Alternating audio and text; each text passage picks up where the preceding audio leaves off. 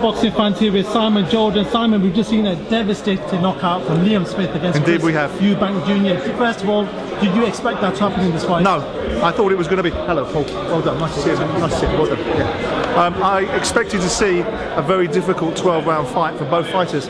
I expected it to be a little nip and tuck, and I hoped that Liam Smith would come out. I didn't expect to see him clean his clock. I didn't expect it after the third round, where I thought Chris Eubank was starting to get some rhythm. I thought the first two rounds Liam struggled to close the distance, and I was a little bit worried. Fourth round I didn't expect it, but what a finish. What a finish.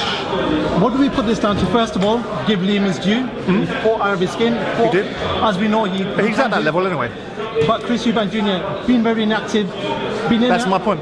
If you're going to fight, if you're going to be inactive, you're going to pick fights that you're picking for money rather than necessarily competitivity, and then you're going to fight fighters that aren't at that level. When you step in with a live one, there's a potential that could happen. Now, Chris Eubank Jr. is a wonderful self-promotionist. He's a master with the media, but you don't win fights in the media. He'll know that. Now, I don't know where that leads him. I don't think a rematch clause should be enacted, because I don't think there's any need for it. I think that ultimately, if there's any elegance, what they'll let Liam do is go on his journey for maybe another world title shot, and Chris Eubank needs to sit down and think about where he goes next, because that was a heavy knockout. There was a heavy drop. He got up, but just about.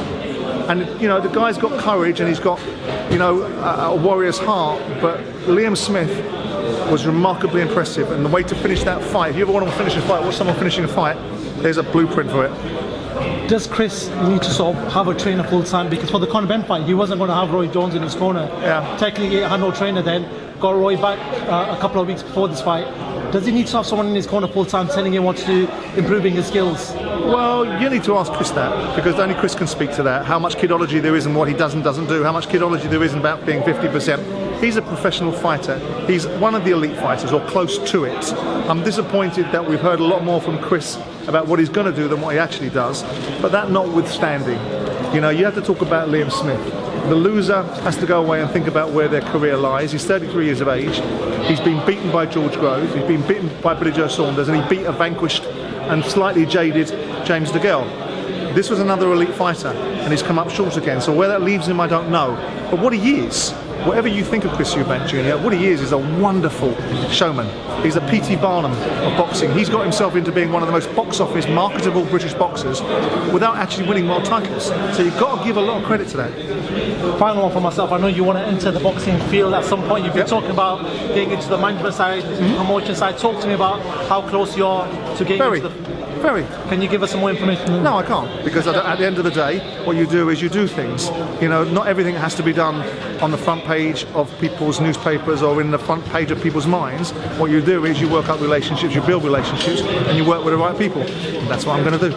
How close are we going to get seeing you and Eddie sit down, have a good chat, so the people in the UK can tune in? Eddie is a coward.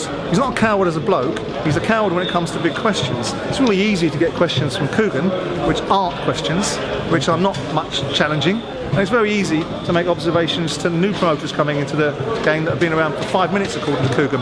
But I don't see any reason for having a conversation with Eddie. If Eddie wants to have a conversation with me because he doesn't like what I've said, if he wants to make up little silly stories about when he didn't meet me and what he didn't do, then he can do that. But you need to have a little bit of backbone if you're going to say things and do things. And whilst I admire Eddie, I don't admire some of the things that he said. He's an elite boxing promoter, and perhaps sometimes he should operate that way.